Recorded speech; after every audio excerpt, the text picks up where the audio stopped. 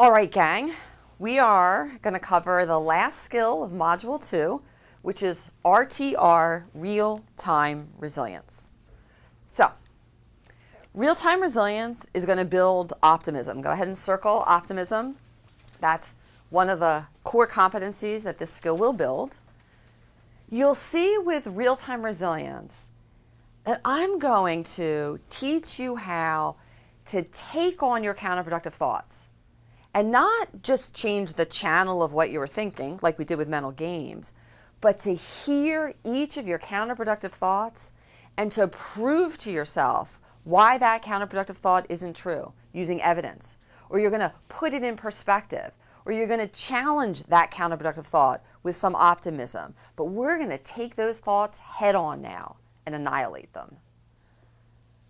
Real-time resilience is a skill about fighting back. This is the fighting back skill. When you're your own worst enemy, when you're bringing yourself down, taking yourself off your A game, there's a task at hand, but you're not mentally prepared to handle it because your brain is consumed by these counterproductive thoughts.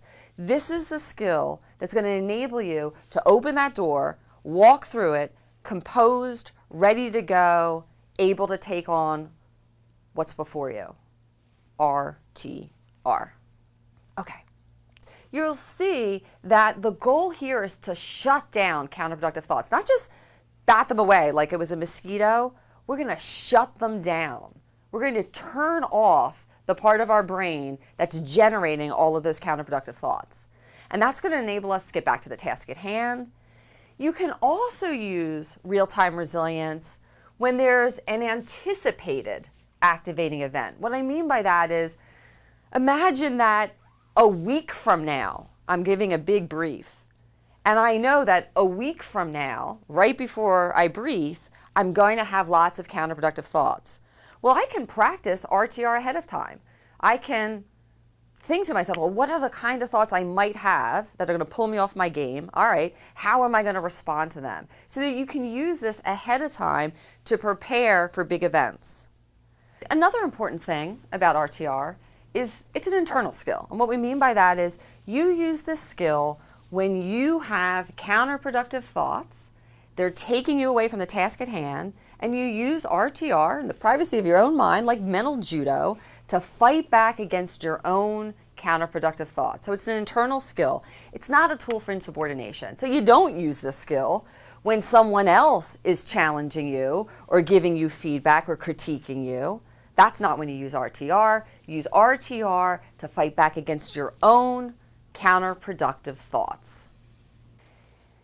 We'll use it when my thoughts are pulling me out of go time. My thoughts are causing me not to be confident and composed. And you'll see that I'm going to be pretty fast at this. I'm going to be working to respond to those counterproductive thoughts just as fast as they occur, because I need myself to be prepared to handle the situation in front of me. You'll also see that I'm going to strive to be accurate. Circle the word accurate. That my goal with this, I'm not going to kid myself. My goal is to use hard evidence to prove to myself why those counterproductive thoughts aren't true. So I'm going to be evidence-based, accurate as I go through this. And then you'll see that I draw on evidence.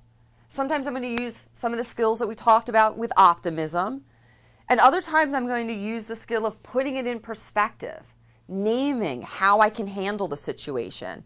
So evidence, optimism, and putting in perspective, all of that comes from other skills we've learned so far in MRT. They're going to enable me to fight off these counterproductive thoughts. It takes a lot of practice. And so one of the phrases that I learned from an NCO that I think is really great is that when you're learning this skill, slow is smooth, smooth is fast. So when you're learning this skill, you're going to go slowly. You're going to break it apart. You're going to make sure it's working well for you. Then once you know how to do it, the speed will naturally accrue. All right, so we're going to talk now about pitfalls, common mistakes that people make as they're mastering the skill. And so dismissing the grain of truth is a mistake or a pitfall that people will make while they're learning how to fight back against their counterproductive thoughts. So imagine that the counterproductive thought is, I'm going to be asked questions that I can't answer. It would be dismissing the grain of truth to say, That's not true. I can answer any question anyone asks me about anything. I don't believe that. That doesn't pass what we call the gut check. I don't feel that in my gut because I know it's not true. I know I can't answer every question I could possibly be asked. So it doesn't pass the gut check. Another pitfall is minimizing the situation. So imagine that my counterproductive thought is, the Sergeant Major of the Army is going to think that I just wasted 4 hours of his time. If my response was, oh, so what? Who cares? That doesn't matter. I don't believe that. Of course it matters. That's minimizing the situation. I want those 4 hours to be really effective, powerful 4 hours. And so if I hear myself minimizing the situation, saying things like, so what? Or who cares? I got to stop and I got to recraft a stronger response.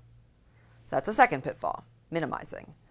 All right, so the third pitfall we call rationalizing or excusing one's own contribution to the problem. So if my counterproductive thought is, the materials are not what I need them to be.